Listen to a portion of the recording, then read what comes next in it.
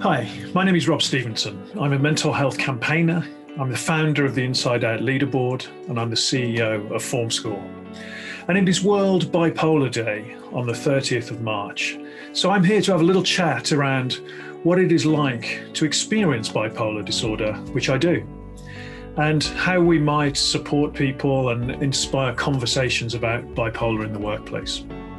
So bipolar disorder is a mental illness. It is a mental illness that is characterized by extremes of mood, from deep, dark depression, where at its worst, I can't get out of bed, I cannot do my job, and I cannot look after my children, through to periods of mania or hypermania, where I can take risks, I can make bad decisions, make really bad financial calls, believe that I'm always right. And then there's a bit in the middle where I can experience periods of high levels of creativity and drive and ability to challenge the status quo. Now, I was diagnosed when I was 30.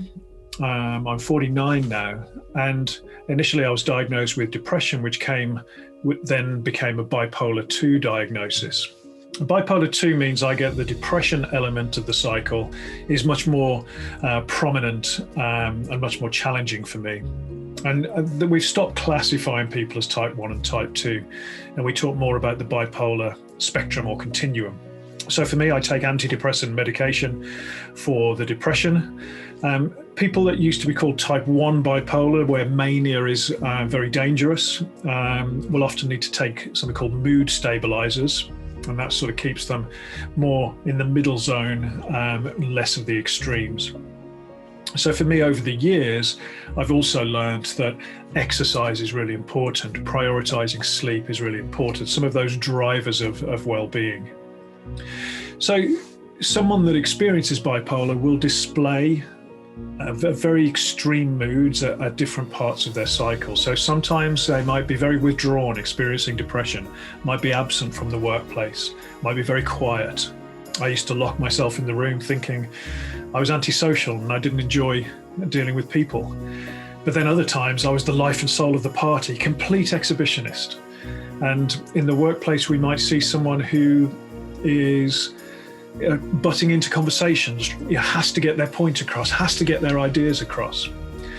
And over the years, us bipolar people, we learn hopefully to kind of manage this and recognize when we might be in a period of mania or depression, and we have people around us that can support us. But it's really important that if you're coming to terms with a bipolar diagnosis, you seek professional help and follow the advice of that professional help, as medication sometimes is what we need to be well and to be productive and to lead a balanced life.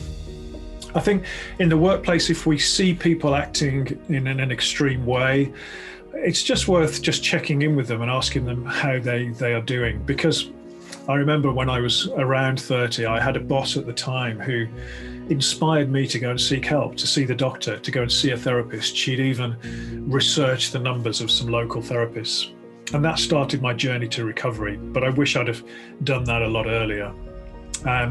So I think keeping an eye out, checking in with people, asking that question, how are you today? And just noticing behavior change is really important. And then if someone is open about managing and living with bipolar, it's worth understanding what do they look like when they're in a period of mania? What do they look like when they're in a period of depression? What do they look like before they're going there? And there's one wonderful example from the InsideOut Leaderboard, where I publish a list of senior business leader role models, where one chap who experiences bipolar was open about this through the interview process. And then his boss could learn how to effectively manage him and watch for the signs that he might be entering a period of mania, and then be able to suggest that he take some time off or back off a little bit. And the upshot of this is this particular individual didn't experience a single episode of mania in the 2.5 years he worked at that firm. So I think being open, building up self-awareness can be crucial. But I think bipolar, it's nothing to be afraid of having a conversation about. We bipolar people experience mood swings or extremes of mood that are just a little bit broader or a lot broader in certain cases than the average individual. So that's a little lifting the lid on bipolar. I'm bipolar and thriving. It's Rob Stephenson. Thanks for listening. And World Bipolar Day, check it out on the 30th of March. Thank you.